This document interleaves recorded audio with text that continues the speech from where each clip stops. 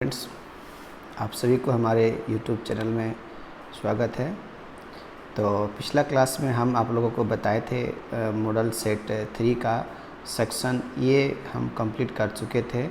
और जो हमारे सेक्शन ए को 1 मार्क्स जो क्वेश्चंस है उसको अगर नहीं देखे होंगे मॉडल सेट 3 का, तो इस वीडियो के में डिस्क्रिप्शन में हम उसका लिंक को दे दिए हैं।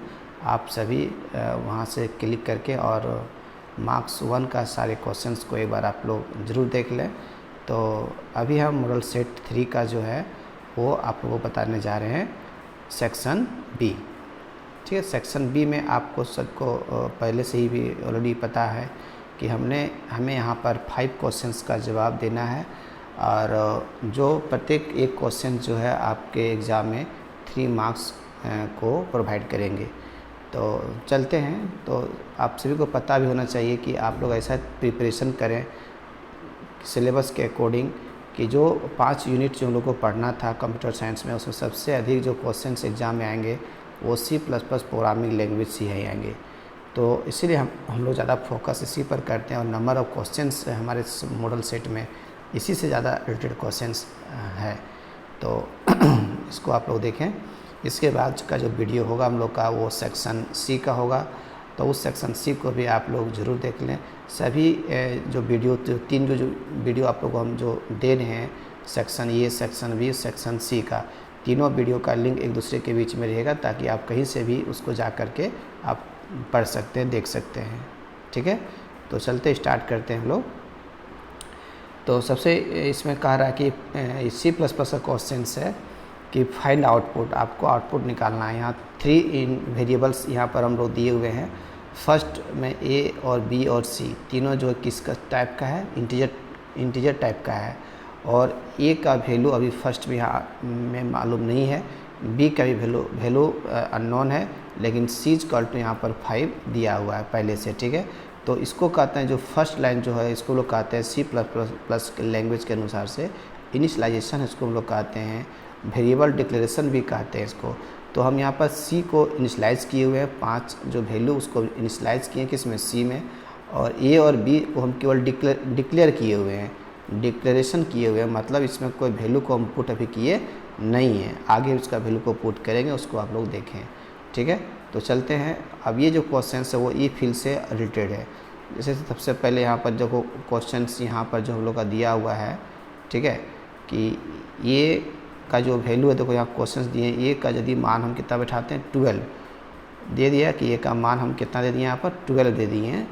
ठीक है, तो उस 12 को क्या करेंगे, हम यहाँ पर पुट करेंगे। तो 12 मॉडुलस 2, और हमें पता होना चाहिए ये डबल इक्वल टू जो है इसको कहते हैं रिलेशनल ऑपरेटर।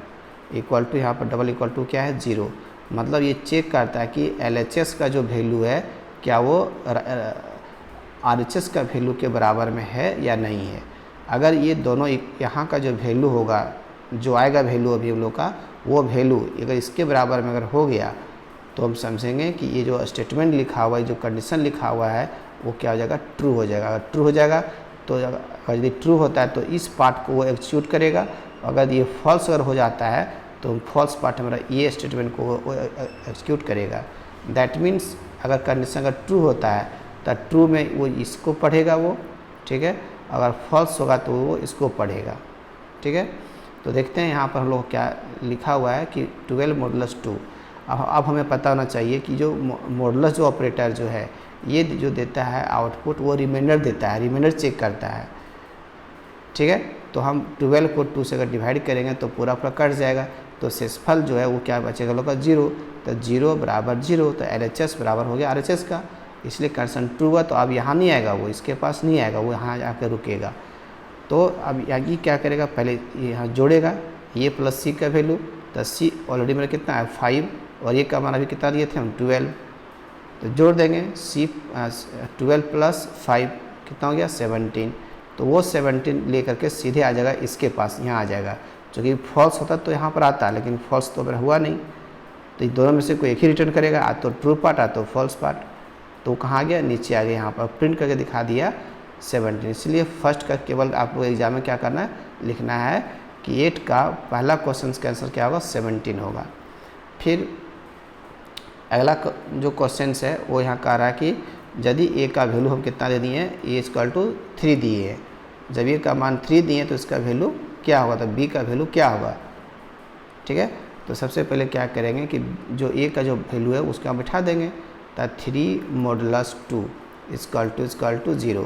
तो 3 को हम डिवाइड किए 2 से, तो ये पूरा तो कटेगा नहीं, इस तरह से 2 1 जा 2, तो कितना बच गया, रिमेनर का 1 बच गया। तो 1 लेफ्ट हैंड साइड कितना है 1 और राइट हैंड साइड कितना लोग का 0, तो 1 बराबर 0 का है नहीं है, तो कंडीशन क्या हो गया, फॉल्स। तो फॉल्स होगा, तो फॉल्स पार्ट यहाँ पर है। तो यहाँ पर ए का जो वैल्यू कितना दिए थे 3 और सी का मान कितना था 5, तो 3 - 5 इक्वल टू -2, इसलिए इसका जो रिजल्ट क्या होगा हम लोग का -2 होगा।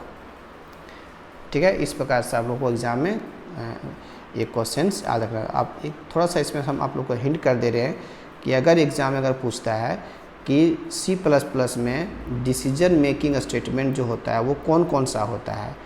डिसीजन मेकिंग स्टेटमेंट का मतलब क्या हुआ कि सी कंप्यूटर जो है वो अपने से कोई निर्णय को लेता नहीं है, जो कंप्यूटर के पास अपना दिमाग अपना ब्रेन नहीं है, हम उसको प्रोवाइड करते ये तुम काम करो तो वो काम को करता है।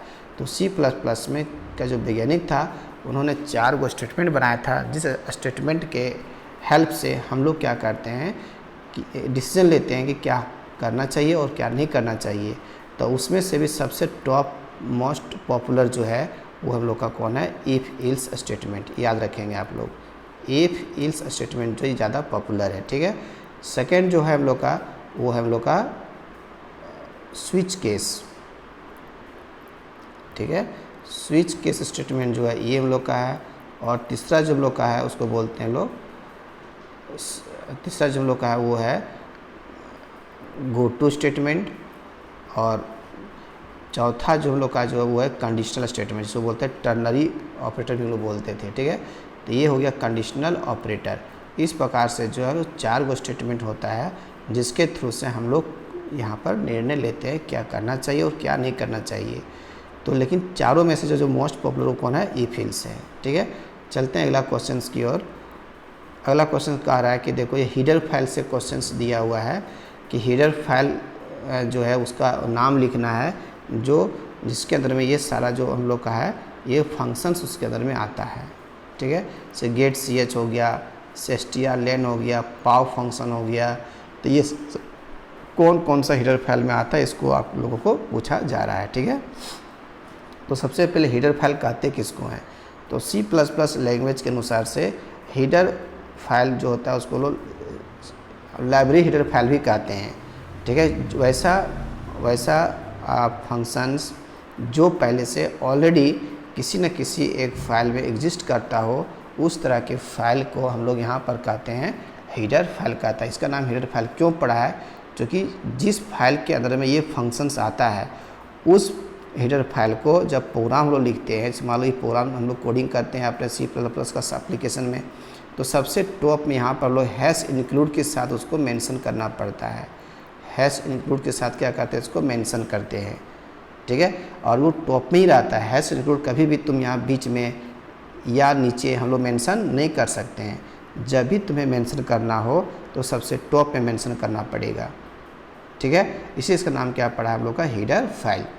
तो गेट ch एक फंक्शंस होता है, जो कि हम जब फंक्शंस चैप्टर टॉपिक जब बता रहे थे तो हम बताए थे कि C++ में फंक्शन जो होता है वो एक सेट, एक छोटा सा पार्ट होता है, एक छोटा सा भाग होता है किसी भी प्रोग्राम का। मतलब एक प्रोग्राम जो हम लोग डेवलप करते हैं, एक जब प्रोग्राम को डेवलप करते हैं तो उस प्रोग्राम के अंदर बहुत सारा होता है छोटा छोटा फंक्शन।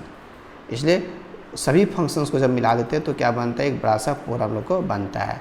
मतलब फंक्शन 1, फंक्शन 2, फंक्शन 3 सबका नाम देते हैं। तो वैसा फंक्शन जो पहले से ऑलरेडी बना हुआ रहता है उसको बोलते हैं लोग लाइब्रेरी फंक्शंस बोलते हैं। और जो फंक्शन हम खुद से बनाते हैं अपना सेल्फ पर्पज़ के, जैसे मान लो कि हमें 2 संख्या को आपस में जोड़ना हो तो सम नाम का एक फंक्शन बना देंगे खुद से। अगर हमें इंटरेस्ट कैलकुलेशन करना हो या एरिया निकालना हो रेक्टेंगल का तो एरिया नाम का कोई फंक्शन को बना देंगे। तो इस तरह से अगर खुद से कोई फंक्शन का हम बनाते हैं, डिज़ाइन करते हैं, that is called user defined functions. तो ये सब जो फंक्शन जो देख रहे हैं आप सामने, ये सब फंक्शंस पहले से ही बना हुआ है, हम लोग सिर्फ यूज़ करते हैं। तो यूज़ करते हैं तो उसको तुमको पहले उसको ऊपर मेंशन करना पड़ेगा कि आखिर ये फंक्शन जो है किस हेडर फाइल में एग्जिस्ट करता है। तो conio.h नाम का हेडर फाइल होता है जिसमें कौन रहता है, getch रहता है। string.h जो है हम लोग का हेडर फाइल, इसमें कौन रहता है, strlen, strcmp, strcat, strcpy, इस प्रकार से बहुत सारा फंक्शन जो है वो स्ट्रिंग से रिलेटेड जो है वो रहता है कहाँ पर हम लोग का, string.h नाम का हेडर फाइल में रहता है। और मैथ का तो बहुत ही आसान ईजी है आज को याद करना, है ना, कि मैथ में जो पाव हो गया, साइन हो गया, कॉस हो गया, मॉडुलस हो गया, मोड हो गया, लॉगरिथम हो गया, लॉग हो गया, इस तरह का बहुत सारा फंक्शंस पहले से ऑलरेडी वैज्ञानिक बना के रखा है, हम लोग सिर्फ उसको यूज़ करते हैं। तो वो सब किस में आता है, मैथ.h में आता है। और प्रिंटअप हो गया, स्कैनअप हो गया, सब stereo.h नाम का हेडर फाइल में आता है। ठीक है, तो इसको थोड़ा सा आप लोग ध्यान में रखेंगे, चूँकि फिर 12th क्लास में इसके बारे में डिटेल से पढ़ेंगे, चूँकि यहाँ पर हमें कुछ कम और पढ़ना है, बाकी बार 12th में उनको इसको और भी विस्तार से पढ़ना है। ठीक है, तो चलते हैं अगला क्वेश्चन की ओर। अगला क्वेश्चन जो हम लोग का है वो है कि what is C out and cin in C++ programming language. ठीक है, बहुत अच्छा क्वेश्चन है, इसे आप सभी को पता होना चाहिए कि जो स्टूडेंट अगर C++ का कोडिंग कर रहा हो और उसे अगर पता नहीं है कि हम किस तरह से C++ प्रोग्राम में प्रिंट करते हैं, कैसे इनपुट लेते हैं, तो बहुत ही वो समझो कि बेकार है ना। इसलिए सबसे पहले ये सभी को पता होना चाहिए कि हम लोग इनपुट किस स्टेटमेंट से लेते हैं और कौन सा स्टेटमेंट से लोग प्रिंट भी करते हैं और इनपुट लेते हैं। ठीक है, तो सबसे पहले आता है सी आउट। इसको आप जो पढ़ेंगे इसको काउट नहीं पढ़ेंगे, इसको क्या पढ़ेंगे, सी आउट। इसे वैसे भी बहुत सारा बुक में कभी कभी लिखा था सी मतलब SEE, सी मतलब क्या हुआ, देखना, और आउट मतलब क्या हुआ, आउटपुट। मैंने आउटपुट को देखने के लिए ये सी आउट स्टेटमेंट का लोग यूज़ करते हैं। तो बहुत सारे स्टूडेंट लोग समझते हैं कि सी आउट एक फंक्शंस है या ऑपरेटर है। ठीक है, लेकिन आपको पता होना चाहिए कि सी आउट को एक ऑब्जेक्ट है, क्योंकि आपको पता है ना कि C++ जो है एक ऑब्जेक्ट ओरिएंटेड प्रोग्रामिंग है, और यहाँ पर जो भी हम लोग प्रोग्राम को डेवलप करते हैं वो रियल वर्ल्ड में किसी भी एक ऑब्जेक्ट पर बेस्ड होता है। ठीक है, तो सी आउट जो एक क्या है, ऑब्जेक्ट होता है, और वो आउटपुट स्ट्रीम नाम का एक क्लास होता है, उसी में ये एग्जिस्ट करता है। इसका काम क्या होता है, that is use to show output. मतलब हम ये भी कैसे कर सकते हैं कि ये जो है हम लोग का स्क्रीन है, मॉनिटर है, और अगर यदि यहाँ पर कोई आउटपुट को डिस्प्ले करना हो तो हमें लिखना क्या पड़ेगा, सी आउट के साथ में और डबल कोटेशन के साथ में वो स्टेटमेंट लिखना पड़ेगा जिसको आप प्रिंट करना चाहते हैं। जैसे हम लोग IDIT लिख दिए ग्रीडी, तो IDIT ग्रीडी लिखें, ये क्या हो गया, हमारा एक मैसेज हो गया, ये इस कंप्यूटर के स्क्रीन पर यहाँ पर ये डिस्प्ले करेगा IDIT ग्रीडी, इस प्रकार से यहाँ शो करेगा। तो कहने मतलब क्या हुआ कि इसका काम क्या होता है, किसी भी आउटपुट को दिखाना। अगर किसी वेरिएबल का अगर वैल्यू को दिखाना हो तो हम सिंपली ऐसे लिख देंगे, सपोज़ के लिए ये यहाँ पर सपोज़ के लिए ए का मान दिए 10। अब इस 10 को हमको डिस्प्ले करना हो, सिंपली यहाँ लिखेंगे इस तरह से सी आउट, और सी आउट के साथ में ये सिंबल जो इसको बोलते हैं, क्या बोल रहे हैं यहाँ पर, एक्सट्रैक्शन ऑपरेटर, या कह सकते हैं आउटपुट ऑपरेटर भी कहते हैं हम लोग। तो ये आउटपुट ऑपरेटर को क्या करते हैं, यूज़ करते हैं। तो इसके साथ में ये यहाँ लिख देंगे और लास्ट में सेमीकोलन। जब भी तुम सी आउट का स्टेटमेंट लिखोगे, याद रखना, तो उसके लास्ट में हर हाल में तुम्हें एक सेमीकोलन देना पड़ेगा। ये सेमीकोलन नहीं दोगे तो सिस्टम तरह है ना सिंटेक्स एरर बताएगा, इसका रूल है, ये तुम्हें देना ही पड़ेगा। ठीक है, तो ये हो गया सी आउट। और सीन से क्या करते हैं लोग, इनपुट लेने का काम करते हैं। तो यहाँ लिखा भी दिए हैं कि सीन का काम क्या होता है, इनपुट स्ट्रीम, मतलब इनपुट लेते हैं हम लोग, that is use to take input from console. Console का मतलब क्या हुआ कि ये है तेरा मॉनिटर का स्क्रीन है, यहाँ से तुम जो वैल्यू लोगे, सपोज के लिए 10 दिए, 10 जो हम वैल्यू इनपुट लिए वो 10 क्या करेगा कि चला जाएगा कहाँ पर, कंप्यूटर के मेमोरी में जाके सेव हो जाएगा। तो हम इनपुट लिए बाय यूजिंग द कीबोर्ड, तो इसे बोलते हैं इनपुट स्टेटमेंट बोलते हैं। और इसके लिए हम लोग इंसर्शन ऑपरेटर, मतलब ये सिंबल जो वो इस्तेमाल करते हैं सीन के साथ। तो याद रखना कि सी आउट के साथ में ये सिंबल का यूज़ करते हैं, इसको बोलते हैं एक्सट्रैक्शन ऑपरेटर और इसको बोलते हैं इंसर्शन ऑपरेटर। ठीक है। तो ये सब क्वेश्चंस जो है आपको वो 3 मार्क्स में पूछेगा। 3 मार्क्स में कम से कम 2 लाइन, अगर 2 लाइन 3 लाइन 4 लाइन अगर नहीं लिखते तो आपको नंबर कैसे मिलेगा, ठीक है। तो ज़्यादा लॉन्ग नहीं है, बहुत ही शॉर्ट और इफेक्टिबल हम बात को मेंशन किए हुए हैं, ताकि इसको आप थोड़ा ध्यान से अगर देखेंगे समझेंगे तो आप अच्छा स्कोर अचीव कर सकते हैं, ठीक है। चलते हैं अगला क्वेश्चंस की ओर। देखो ये जो है क्वेश्चंस 11th नंबर का जो क्वेश्चंस है, ये आपका जो पूछा है वो नंबर सिस्टम से पूछा है। और नंबर सिस्टम में जैसे कि सबसे पहले डेसिमल, कि डेसिमल से अगर लाना हो किस में, बाइनरी में, ठीक है। बाइनरी से लाना हो ऑक्टल में, या डेसिमल से लाना हो बाइनरी में, या बाइनरी टू डेसिमल में लाना हो, तो इसको कन्वर्जन के लिए, ताकि हमें पता होना चाहिए कि कंप्यूटर हमारे भाषा को समझता नहीं है, हम जो इनपुट देते हैं हाई लेवल लैंग्वेज में उसको पहले वो अपने भाषा में क्या करता है, कन्वर्ट करता है, ठीक है। तो सबसे पहला जो क्वेश्चंस दिए हुए देखो वो है कि 53 और बेस 10, इसका मतलब क्या, 53 जो डेसिमल में है, ये बताता है हम लोग का जो बेस है, ये बताता है कि वो किस में है, नंबर किस में वो एग्जिस्ट कर रहा है अभी। तो 10 दिए, तो 10 का मतलब क्या हुआ, ये डेसिमल में है, और लाना किस में को, बाइनरी में है। जैसे 2 देनी है तो 2 क्या हो गया, बाइनरी हो गया। तो इसको देखो कैसे कन्वर्ट करते हैं, इसको कन्वर्जन हम बता देते हैं, इसको आप लोग थोड़ा ध्यान से देखेंगे, ठीक है।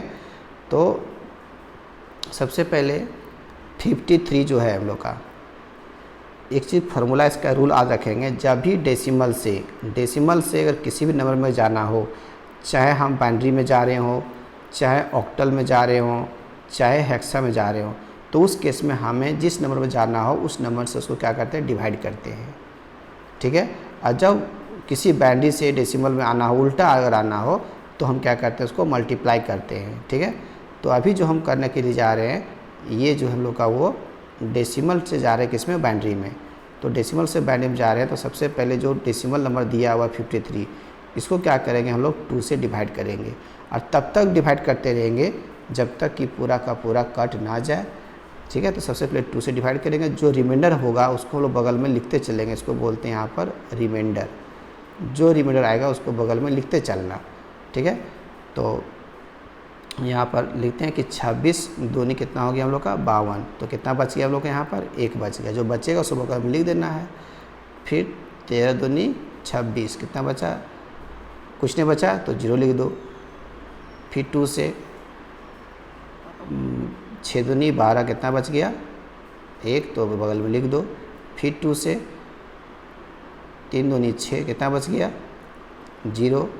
फिर इसको डिवाइड करना है 2 से, 2 1 जा 2, कितना बच गया हम लोग का, 1। ये फिर चलेगा एक बार हम लोग का, ठीक है, 1 2 1 जा 2, तो यहाँ 1 हो गया, यहाँ पर हो गया हम लोग का 0, नहीं सॉरी, यहाँ पर 2 1 जा 2, ठीक है, 2 1 जा 2, दो गुना करेंगे तो 2 1 जा कितना हो गया, 2 हो गया। तो यहाँ पर बचा कितना, 1, और यहाँ ही बच गया कितना हम लोग का, 1। तो लास्ट में जो है जो 1 बचा, ये वाला 1, उसको भी तुम यहाँ पर ला के खड़ा कर दो। अब क्या करेंगे लोग, नीचे से ऊपर की ओर चलेंगे हमेशा, ठीक है। जब नीचे से ऊपर की ओर चलेंगे तो हम लोग, इसका आंसर होगा हम लोग का 1 1 0 1 0 1। यही यहाँ पर आंसर दिए हुए पहला का, कि जब हम कंप्यूटर में टाइपिंग करते हैं या तो उसको इनपुट देते हैं 53, तो वो 53 नहीं समझता है, उसको पहले क्या करता है, वो कन्वर्ट करता है किस में, बाइनरी में। तो इस प्रकार से डेसिमल से लोग किस में कन्वर्ट करते हैं, बाइनरी में। कोई भी नंबर को डेसिमल से बाइनरी में तुम कन्वर्ट कर सकते हो इस प्रोसेस से, ठीक है। अगला जो क्वेश्चन है हम लोग का वो है कि यहाँ पर देखो सेकेंड नंबर है कि 101 जो लिखा हुआ बाइनरी में है, तो लाना है बाइनरी टू किस में, ऑक्टल में। तो बाइनरी से ऑक्टल में लाने के लिए क्या करते हैं कि ऑक्टल नंबर जितना हम लोग का होता है, ठीक है, ऑक्टल नंबर जो होता है, ऑक्टल नंबर का जितना भी ऑक्टल नंबर है, सभी ऑक्टल नंबर का 3 बिट में उसका हम लोग बाइनरी प्ले निकाल लेंगे। 3 बिट में पहला जो बिट होता है वो 1 के बराबर में, फिर 2 के बराबर में, फिर 4 के बराबर में, है ना। भाई ये बाइनरी नंबर का जो है वो क्या है, ये डेसिमल, ये उसका प्लेस वैल्यू हो गया हम लोग का, है ना। तो सबसे पहले हम लोग का यहाँ पर क्या है 101 दिया हुआ, ये हम लोग का बाइनरी में है, और बाइनरी से लाना किस में को, ऑक्टल में। तो इसका जब हमको ऑक्टल से बाइनरी लाना रहेगा, ठीक है, तो उसका हम पेड़ लगा देंगे 3 3 का, या 3 का पेड़ देखो लगा देंगे, तो 101, तो जहाँ टच करेंगे वहाँ पर 1, जहाँ टच नहीं करेंगे वहाँ पर 0। तो देखो ये जो 1 इसके सामने यहाँ 1 लिखा हुआ है, अब यहाँ पर 0 सामने क्या है, यहाँ 2 है, यहाँ कितना 4, तो ये हो गया 4 के बराबर में, ये हो गया 1 के बराबर। अब दोनों को जोड़ दो आपस में, 4 प्लस कितना हो गया 5। तो इसीलिए ये जो लिखा हुआ है 101 बाइनरी, तो इसका इक्विवेलेंट जो ऑक्टल हो क्या होगा हम लोग का 5 होगा। ठीक है, उसी प्रकार से जो अगला क्वेश्चन जो हम लोग के सामने है वो क्या है 5D है। ये किस में हम लोग का हेक्सा में है, आपको लाना कैसे हेक्सा से बाइनरी में।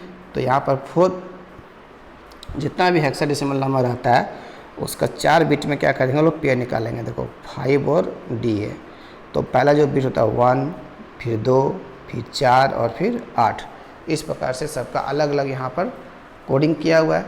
तो हमको 5 लाना है जोड़ करके, तो 4 और 1 कितना हो गया 5। जहाँ जहाँ टच किया वहाँ 1, यहाँ 1, यहाँ 1, बाकी बात यहाँ क्या होगा 0। इसलिए 5 का जो होगा हम लोग का बाइनरी नंबर वो जाएगा 0 1 0 1। और D जो है हम लोग का है वह किसके बराबर में हम लोग का है, तो कितना बराबर हो गया, वो 13 के बराबर में हो गया। तो हमको लाना है 8, 8 4 12 और 1 13। तो जहाँ जहाँ टच किए हम लोग, टच कहाँ किए हैं, यहाँ टच किए, तो 1 1 0 1। तो इसीलिए इसका आंसर देखो यहाँ पर हम लोग, अच्छा ये थोड़ा आंसर यहाँ पर सी नंबर का हम गलत दिया गया है, मिस्टेक कर गया हम हमारा जो जिसको दिए थे ऑपरेटर, ये यहाँ 53 है, इसको आप नहीं समझेंगे सी नंबर का। ठीक है, इसको आप क्या समझेंगे यहाँ पर कि ये हेक्साडेसिमल से लाए थे किसमें लोग बाइनरी में, तो बाइनरी हम लोग का ये सही होगा ना कि ये सही, ये तो हो गया हम लोग का डेसिमल नंबर हो गया। ठीक है, इसलिए आप लोग सी का जो आंसर होगा वो ये समझेंगे। ठीक है, अब आता है हम लोग का डी नंबर। ये हेक्साडेसिमल 2 लाना हमको किस में, डेसिमल में। तो हेक्साडेसिमल से लाना हमको डेसिमल में, तो उसको क्या करेंगे हम लोग मल्टीप्लाई करेंगे। तो इसको करके देख लेंगे तो आपका इजी से बन जाएगा। ठीक है, चलते अगला क्वेश्चन की ओर। अगला क्वेश्चन देखो कह रहा है कि कुछ फुल फॉर्म है जो कि क्वेश्चन दिया, write full form of flowing term. तो ये 3 नंबर में क्वेश्चन में आते रहता है, तो इसको एक बार आप लोग देख लेंगे, कोई तरह का दिक्कत नहीं होगा। अब आता है, एक देखो फाइंड आउटपुट में ये लूप का क्वेश्चन दिया। इतना छोटा क्वेश्चन आप लोगों का एग्जाम में आता है तो आप बहुत ही आसानी से इसको आप बना सकते हैं। ये C++ का कोड में दिया हुआ है, ये लूप है। कहता है कि A का मान हम लोग का कितना 1 है। तो लूप, ये जो फॉर लूप का जो लूप है ये क्या करता है, लूप हम पहले बता दिए लूप का काम क्या होता है, किसी भी स्टेटमेंट को एक बार बार रिपीट करना। तो जो स्टेटमेंट हम लोग का जो है जिसको यहाँ बार बार रिपीट करना वो हम लोग का ये है, जो लिखा हुआ स्टेटमेंट, इसको क्या करना है बार बार लोग को रिपीट करना है। तो क्या करेंगे कि तो ये जो लूप चला रहे हैं देखो 1 से 10 तक लूप चला रहे हैं, और प्रत्येक बार कितना से बढ़ रहा है, A++ लिखा हुआ ना, एक इंक्रीमेंट है। तो इंक्रीमेंट ऑपरेटर यूज़ किया तो ये हमेशा 1 से बढ़ाएगा। तो जब ये का मान 1 है तो जब नीचे जब आएगा तो ये का यहाँ 1 आ जाएगा, 1 × 5। तो कितना प्रिंट करेगा, सबसे पहले वो 5 प्रिंट करेगा। फिर यहाँ A का मान कितना हो गया 2, चूँकि A का मान पहले 1 था तो 1 से कितना हो गया 2 हो गया। ये 2 लेके यहाँ पर जाएगा, तो 2 छोटा है 10 से, हाँ है तो नीचे आएगा वो। तो 2 2 5 जा 10, तो फिर 10 प्रिंट करेगा वो। ठीक है, तो 10 फिर वो एक बढ़ेगा हम लोग का कितना जगह 3, तो 3 5 जा 15। इस प्रकार से 5 का जो टेबल तो आपको 10 बार प्रिंट करके दिखा देगा, 5 10 15 20 25 30 से कहाँ तक 50 तक। ठीक है, तो इसका आउटपुट जो लिखेंगे एग्जाम में लोग क्या करेंगे कि 5 से लेकर के 5 10 से लेकर के कहाँ तक 50 तक उसको पूरा लोग लिख देंगे। ठीक है, चलते हैं अगला जो 3 मार्क्स जो क्वेश्चन है, सबसे लास्ट का जो क्वेश्चन हम लोग का जो है, इसके बाद का जो वीडियो हम भेजेंगे वो हम भेजेंगे इसका मॉडल सेट 3 का सेक्शन C। तो सेक्शन B का ये लास्ट क्वेश्चन है, इसको आप लोग देखें बढ़िया से। कहता है कि वाइल लूप और डू वाइल लूप में लोग का क्या अंतर है। ठीक है, वाइल लूप और डू वाइल लूप में इसका हम लोग का क्या अंतर है। तो सबसे पहले यहाँ पर देखो कह रहा है कि वाइल लूप को क्या बोलते हैं, प्री टेस्ट लूप भी कहते हैं। कैसे बोलते हैं, प्री टेस्ट लूप। इसको क्या बोलते हैं, पोस्ट टेस्ट लूप। सॉरी, यहाँ पर डू लिखना छूट गया, इसको आप लोग मॉडिफाई कर लेंगे कि डू वाइल लूप है ना। तो वाइल लूप को कहते हैं, ये कहता है हम पहले टेस्ट करेंगे तब आगे बढ़ेंगे, कहता है नहीं हम बाद में टेस्ट करेंगे। फिर हम लोग कहता है कि सेकेंड जो पॉइंट है, कहता है कि वाइल लूप में अगर कंडीशन फॉल्स हो जाता है तो एक बार भी लूप जो है वो काम वो नहीं करता है। और इसमें कहता है कि अगर एक इफ़ कंडीशन इज फॉल्स, अगर कंडीशन फॉल्स होता है तो कम से कम एक बार वो काम करेगा, एटलीस्ट वंस। एक बहुत बड़ा क्वेश्चन पूछता है कौन सा ऐसा लूप है जो कंडीशन फॉल्स होने के बाद भी एक बार वो काम करता है, तो क्या हम लोग बोलेंगे डू वाइल लूप। और ये कंडीशन को पहले सबसे टॉप में क्या करता है, चेक कर लेता है, और ये कंडीशन को कहाँ पर चेक करता है, सबसे लास्ट में बॉटम में चेक करता है। ठीक है, इसलिए इसको बोलते हैं कि ये पोस्ट टेस्ट लूप है, ये बाद में कंडीशन को चेक करता है, लास्ट में ये पहले चेक करता है। ठीक है, तो इस प्रकार से जो है ये हम लोग का लास्ट क्वेश्चन था। ठीक है, अगला जो वीडियो हम आप लोगों को जो सेंड करेंगे उसमें क्या बताएंगे कि मॉडल सेट 3 का ग्रुप सेक्शन सी बताएंगे। ठीक है, तो आप सभी इसको बढ़िया से एक बार वीडियो को पॉज करके ऊपर नीचे करके इसको बढ़िया से देख लेंगे। वैसे भी हम सभी को अपने ग्रुप के स्टूडेंट लोगों को सभी को व्हाट्सएप पे हम इसका भेज दिए हैं, और आप भी अगर इसको जो स्टूडेंट हमारे पास अभी नहीं पढ़ पा रहे हैं, क्लास 11th में नहीं पढ़ पाए, वो उसका PDF फाइल भी हम क्या इसमें लिंक हम शेयर कर देंगे, ताकि आप वहाँ से उसको डाउनलोड कर सकते हैं हमारे YouTube चैनल में जा कर के। इसका नोट्स पूरा जो है जो भी क्वेश्चंस आपके सामने जो बता रहे हैं इसको आप लोग वहाँ से भी डाउनलोड कर सकते हैं। तो चलते हैं, बाकी बात आप लोग को बताई भी दिए थे हम कि देखो हम लोग का क्लास 12 का बैच भी स्टार्ट हम कर चुके हैं। आप लोग एग्ज़ाम देने के बाद जल्दी से जल्दी सब अपने टाइम को मैच करके आप लोग ज्वाइन कर लें, ताकि क्लास 12 का और ही बेहतरीन और बेस्ट रिजल्ट हम दे सकें, टॉप मोस्ट में आप लोग हम ला सकें, और डीप नॉलेज भी आप लोग को दे सकें। इसलिए आप लोग क्लास 11th का एग्ज़ाम देने के बाद तुरंत जो है आकर के ज्वाइन करें और क्लास को आगे बढ़ावें। ठीक है, थैंक यू।